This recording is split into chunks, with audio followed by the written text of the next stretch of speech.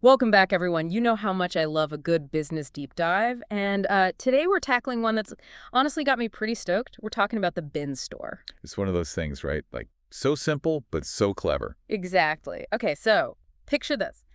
A store where you can find, like, anything, seriously, MacBooks, designer bags, all for $6. Yeah, it's retail arbitrage, but with, like, liquidation spin. Hmm. And it's totally tapping into how we think as shoppers. I know. The minute I heard about it, I was like, we got to break this down. So leading the charge is this guy, Michael Prendamato, and we've got a great interview of his that we're going to dig into. What I found so fascinating is like he started small, selling stuff from his own house, and then bam, he cracked the code on this whole bulk liquidation thing. It's really interesting how he took what a lot of businesses see as like a pain, all those leftover items, and turned it into, well, a gold mine. Seriously. So how's the bin store work? Okay, so they have these restock days, right? Friday and Saturday. And everything starts at $6. Then every day after that, the price drops $1. $5 Sunday, $4 Monday. See, it's that countdown, right? Gets people going. Like, got to get it before it's gone. Hmm. Creates this real energy in the store. Such a smart strategy. Now, when you picture this place in your head, you might think, oh, it's got to be a mess. But no. Michael's a big believer in keeping things organized. Yeah, it's not just some chaotic free-for-all. He's got a system for everything, how the layout looks, where product categories are placed, all designed to make it, actually a good experience for shoppers. It's like organized chaos, creating that like treasure hunt feel, but making it easy for people to find their way around. So talk to me more about this shopping experience. Well-lit, climate-controlled. I mean, Michael's really going against the whole, like, dingy liquidation store stereotype. He gets that if people are comfortable, they're going to stick around, which is huge when you're moving as much product as he is. Totally. But okay, let's get down to brass tacks. How is he making money with these crazy low prices? I mean, $6 for a MacBook. Come on.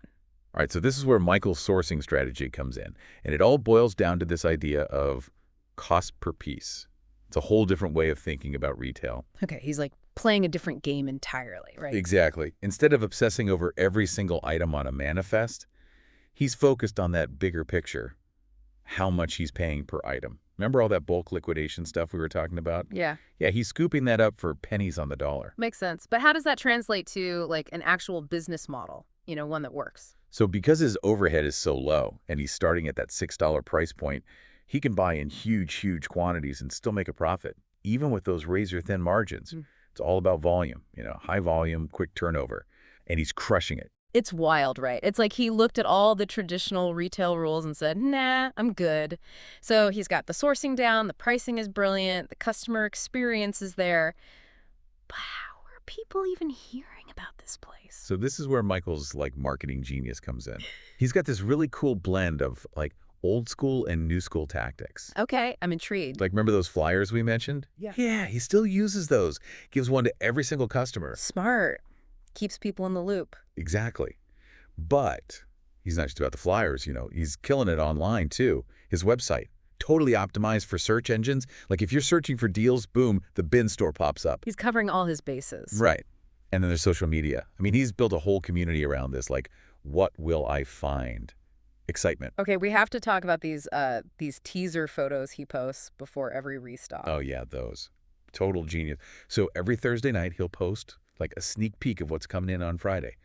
And people go nuts. I mean, they're lining up hoping to score a $6 MacBook. It's like he's created this buying frenzy. But I think it's more than that, right? It's that treasure hunt mentality. They're not just buying a product, they're buying into this experience. And then he does it again. Another round of photos on Friday night to get everyone hyped for Saturday. So smart. Speaking of smart, remember how we were talking about all the like different things he's got going on? Like, it's not just the bin store anymore, is it? Yeah, dude's got a whole empire going. Let's talk about that warehouse. Yeah. I mean, 25,000 square feet of merchandise. That's insane. That warehouse is next level. He's tapping into a whole different market. We're talking resellers, other businesses, people who want to buy in bulk. So it's not just about snagging a good deal anymore. It's about, like, opportunity. Exactly. And the best part, the two businesses, they feed each other. It's this perfect loop. If something doesn't work for the bin store, maybe it's too big, too niche, right into the pallet warehouse it goes. Nothing goes to waste. And it strengthens those relationships with his suppliers. Yeah. They know he's the guy who can move volume no matter what it is. And then there's the licensing division, which is like brilliant. He's basically created this blueprint for others to follow. Right. It's like franchising, but for the liquidation world. Mm.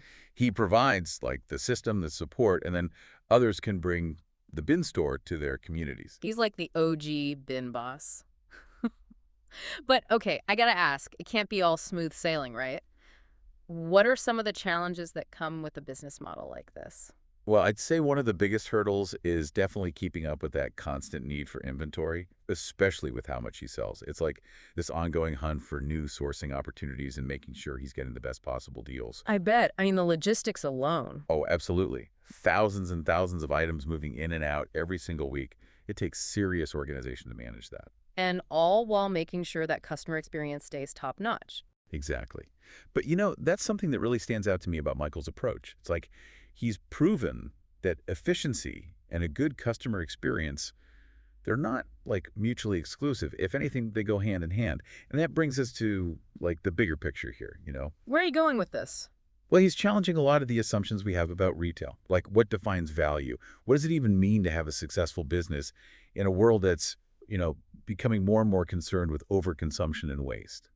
So, like, how does the bin store fit into all of that? Think about it. He's taking perfectly good stuff that might have ended up in a landfill, honestly, and giving it a second life. And he's doing it all at a fraction of the cost. He's like a retail superhero, saving the planet one $6 item at a time. Right. And the best part, he's proving that businesses can be profitable and do good at the same time. And honestly, with everything going on right now, with, the way we talk about these big e-commerce companies. Oh, absolutely. We can't ignore how much they influence what we buy. Right. I mean, the convenience, amazing. But there's that other side. Yeah. The impact it all has. The environmental cost of all that shipping, all that packaging, and then what happens to the businesses that can't compete.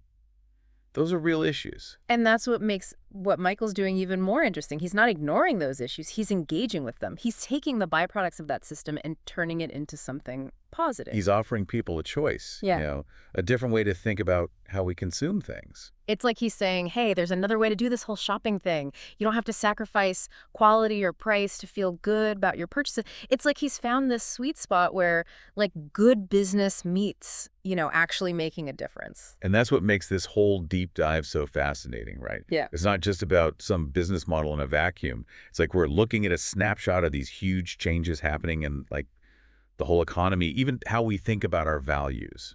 Totally. And what really struck me? Michael, he's not this big-time CEO with, like, unlimited resources. He started small, had this idea, and just went for it, step by step. It's honestly inspiring. Like, anyone could do this. It shows you that innovation, it comes from the most unexpected places sometimes. Right. And sometimes it's about taking what everyone else sees as a problem or being like, hold on, I see an opportunity here. This whole conversation has been a total mind blow, wouldn't you say? Totally. We talk about these big, complex ideas all the time, but this makes it real. It's like he's rewritten the rules on what it means to be, like, a successful entrepreneur. 100%. It's not just about the bottom line anymore, right? And it's about Purpose, creating something that benefits everyone, customers, the community, the planet. It's a pretty powerful message. It really is. So, okay, we've covered a ton of ground here about the bin store. As we wrap up, what's, like, the one big thing you hope listeners take away from this deep dive? Ooh, that's a good one. I think it's this. Our choices, they actually matter. Every time we buy something, we're supporting a certain way of doing business. And by supporting places like the bin store, yeah, we're getting a good deal, but we're also, like, casting a vote for something bigger, a more sustainable future. It's a good reminder that we're not just, like, these passive consumers being told what to buy. We actually have power. And sometimes the most radical thing you can do is just buy differently. Exactly. Who knows? Maybe that $6 treasure you find at the bin store, maybe it'll spark an idea for your own business. You just never know. I love that. Yeah. This has been such a great deep dive. It just goes to show you sometimes the simplest ideas are the ones that shake things up the most. Thanks for coming along on this journey with us into the crazy world of the bin store. Until next time, keep those brains buzzing. And remember, you never know what you'll find if you just open your eyes.